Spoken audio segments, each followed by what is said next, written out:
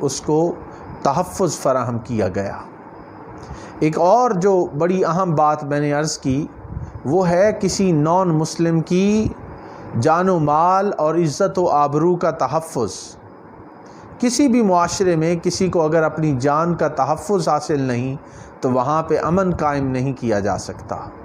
اسلامی تعلیمات نے اس چیز کو اسٹیبلش کیا ہے اور یقینی بنایا ہے کہ کسی مسلم سٹیٹ کے اندر یا کہیں پر بھی اگر کسی کی جان و مال اور عزت و آبرو محفوظ نہیں ہے تو وہ ایک اصلاحی اور فلاحی معاشرہ نہیں ہو سکتا۔ قرآن پاک نے اس حوالے سے بڑی واضح ہماری رہنمائی فرمائی ہے۔ اللہ رب العزت نے فرمایا یا ایھا الذین آمنوا کتب علیکم القصاص فی القتل، سورہ البقرہ اس کی آیت نمبر 178 ہے کہ اے ایمان والو تم پر ان کے خون کا بدلہ یعنی قصاص فرض کیا گیا ہے جو ناحق قتل کیے جائیں۔ اب اگین میں آپ کی توجہ اس پوائنٹ کی طرف لانا چاہ رہا ہوں کہ کتب علیکم القصاص فی القتل، جو قتل کیے گئے ہیں۔ اب یہاں پہ تخصیص نہیں کی کہ وہ قتل جو ہے وہ کن کا قتل کیا جائے، کسی بھی ناحق قتل کے بدلے میں اس کا قصاص لینا یہ مسلمانوں کی اور اہل ایمان کی ذمہ داری بتائی گئی۔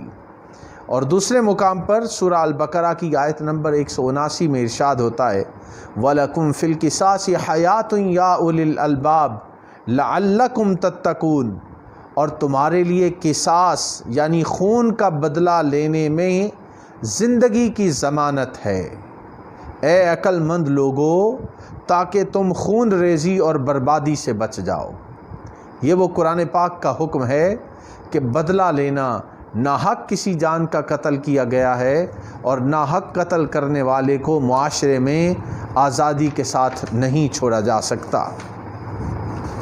ایک اور بڑی اہم سورہ المائدہ کی آیت نمبر 45 اس حوالے سے ہماری رہنمائی کرتی ہے اور وہ ہمارے ہر وقت پیش نظر رہنی چاہیے۔ اللہ رب العزت نے فرمایا وَكَتَبْنَا عَلَيْهِمْ فِيهَا أَنَّ النَّفْسَ بِالنَّفْسِ وَالْعَيْنَ بِالْعَيْنِ وَالْأَنْفَ بِالْأَنْفِ وَالْأُذُنَ بِالْأُذُنِ وَالسِّنَّ بِالسِّنِّ وَالْجُرُوحَ قِصَاص۔ بڑے واضح الفاظ ہیں۔ فرمایا ہم نے اس تورات میں ان پر فرض کر دیا گیا تھا۔ قرآن مجید نے تورات کے اس واقعے کا ذکر کیا ہے کہ ہم نے ان پر فرض کر دیا تھا کہ جان کے بدلے جان، آنکھ کے عوض آنکھ، ناک کے بدلے ناک، اور کان کے عوض کان، اور دانت کے بدلے دانت، اور زخموں میں بھی بدلہ ہے۔ مطلب یہ ہے کہ جو کسی کو جتنا نقصان پہنچاتا ہے اتنا بدلہ لینا، یہ اس کی اسلام نے اجازت دی ہے۔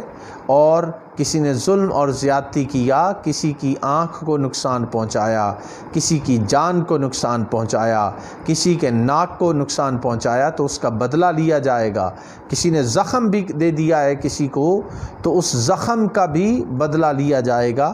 یہ وہ بنیادی تعلیمات ہیں جو قرآن پاک نے بڑے واضح انداز میں اپنے ماننے والوں کو عطا کی۔ یہاں پر حضرت محمد مصطفیٰ صلی اللہ علیہ وآلہ وسلم کا ایک اہم فرمان وہ بھی آپ کی خدمت میں پیش کروں گا، جسے حضرت عبداللہ بن عمرو رضی اللہ تعالیٰ عنہ بیان کرتے ہیں نبی اکرم صلی اللہ علیہ وآلہ وسلم سے۔ وہ فرماتے ہیں کہ تاجدار کائنات حضرت محمد مصطفیٰ صلی اللہ علیہ وآلہ وسلم نے فرمایا من قتل معاہدا لم یرح رائحۃ الجنہ وَإِنَّ رِیحَهَا تُوجَدُ مِن مَسِیرَةِ 40 عامًا۔ صحیح بخاری کی اور سنن ابن ماجہ میں اور مسند بزار میں بھی اس کو بیان کیا گیا ہے کہ نبی پاک علیہ الصلاۃ والسلام نے فرمایا کہ جس نے کسی معاہد یعنی غیر مسلم شہری کا قتل کیا تو وہ جنت کی خوشبو بھی نہیں سونگھے گا، حالانکہ جنت کی خوشبو 40 سالوں کی مسافت تک محسوس ہوتی۔ ایک نان مسلم کا قتل کرنا انسان کو اور مسلمانوں کا ذکر ہو رہا ہے، اور بتایا کہ اسے جنت کی خوشبو بھی نصیب نہیں ہوگی۔ یہ فرمان بڑا واضح ہے، اور جس نے یہ فرمان سنا ہے وہ بھلا کسی نان مسلمز کا یا کسی ایسے بندے کا جو مسلمان نہیں اس کا قتل کیسے کر سکتا ہے؟